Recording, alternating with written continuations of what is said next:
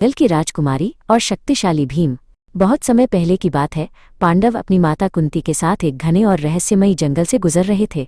रात का समय था और सब थककर सो रहे थे। केवल शक्तिशाली भीम जाग रहे थे ताकि वे अपने परिवार की रक्षा कर सकें। भीम एक विशाल वृक्ष के नीचे अपनी गदा लेकर पहरा दे रहे थे। उसी जंगल में हिडिंबा नाम की एक राक्षसी रहती थी। जब उसने भीम को देखा तो वो उनकी वीरता और शांत स्वभाव पर मोहित हो गई। उसने भीम जैसा दयालु और बलवान व्यक्ति पहले कभी नहीं देखा था। वो झाड़ियों के पीछे छिपकर भीम को निहारने लगी। हिडिंबा का भाई हिडिंब एक क्रूर राक्षस था।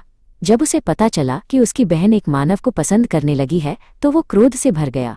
उसने गरजते हुए हिडिंबा को आदेश दिया कि वो उन मानवों को अपना भोजन बनाए, लेकिन हिडिंबा ने साहस दिखाते हुए अपने भाई की बात मानने से इनकार कर दिया। हिडिंब ने भीम पर हमला कर दिया।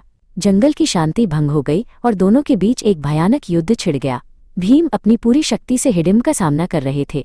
भीम की शक्ति के आगे हिडिंब टिक नहीं सका। अंत में भीम ने अपनी गदा के एक प्रहार से हिडिंब को परास्त कर दिया।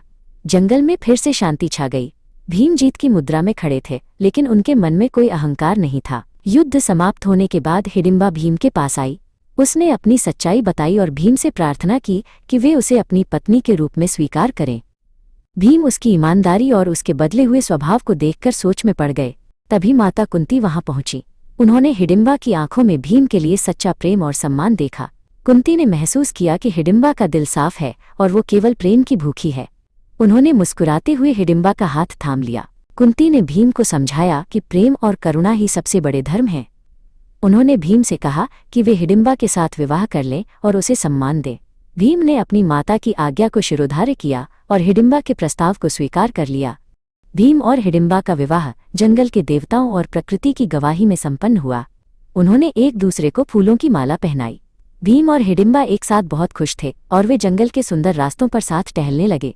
समय बीतता गया और भीम और हिडिंबा के घर एक पुत्र ने जन्म लिया जिसका नाम घटोत्कच रखा गया। वह जन्म से ही अत्यंत शक्तिशाली और तेजस्वी था। हिडिंबा अपने पुत्र को गोद में लेकर बहुत गौरवान्वित महसूस कर रही थी क्योंकि उसका परिवार अब पूर्ण हो गया था।